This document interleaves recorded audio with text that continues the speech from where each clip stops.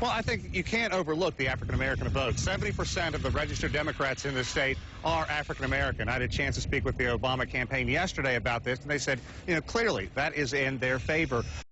Germans call Schadenfreude, joy through others' tragedy. Let's talk about a far more quisling situation. It's the complications of this race. Again today, we faced another case of a staffer, supporter, superdelegate, whatever, speaking out in a way that the candidate has had to distance themselves from.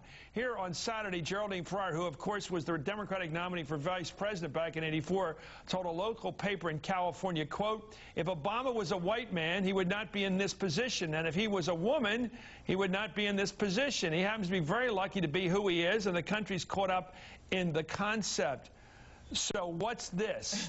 And then Senator Clinton separating ourselves a bit, but not enough to avoid the tackle, as they say in football. Not enough separation to avoid the tackle, said, "I do not agree with it. That is regrettable that any of our supporters on both sides, because blah, blah, blah, blah, blah."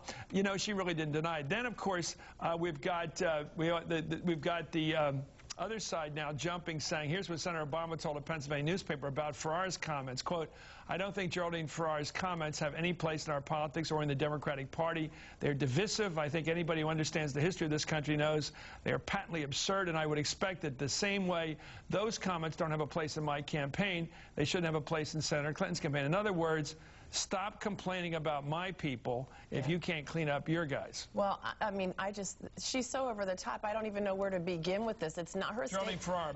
Geraldine Ferraro's comments are so over the top, and it's at a time, when we're looking and we're seeing that the Clinton campaign, I think, personally, is trying to woo back African-American voters in Mississippi tonight, and she goes out and she makes this statement, and I can tell you every African-American in the state of Mississippi that reads about this or hears about it is going to be overwhelmingly turned off.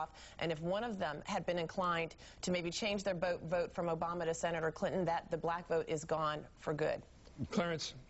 Well, my reaction initially was that if Barack Obama was white, he might be John Edwards. I mean, doesn't he have actually more experience in office than Edwards did when he first ran for president? I mean, really, this is the absurdity of the statement.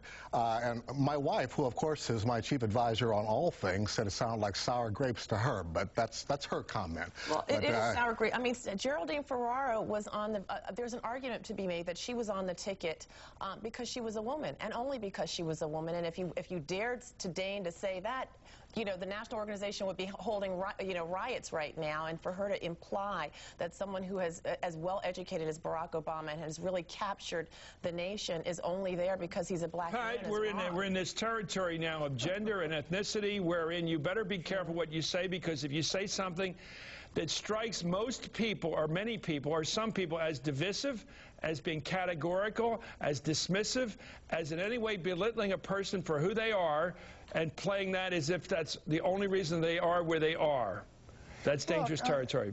Well, I don't think it's that dangerous territory. It certainly isn't for me. Look, the truth is Geraldine Ferraro got on that ticket because she was a woman. She was a 6-term congresswoman. She was not a national figure. She was unknown. And we took it all, when I was with Reagan, took it all as a real roll of the dice to try to get the women's vote against Reagan. Nothing wrong with it. I do agree with this. If Barack Obama were not an African-American, I don't think he'd be where he is. He's clearly a tremendously articulate individual, an able individual, a great orator who has won his way.